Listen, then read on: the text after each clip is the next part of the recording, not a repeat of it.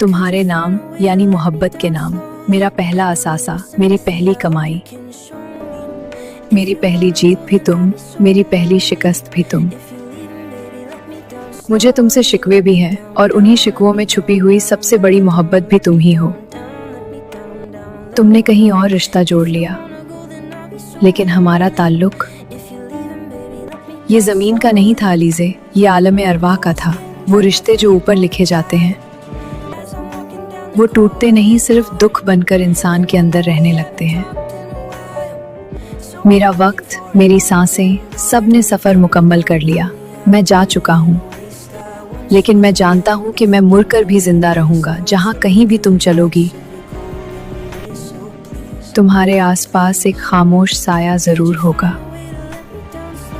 मैं वलीद शाह, सारा का सारा तुम्हारे नाम पर ख़त्म हुआ। क़यामत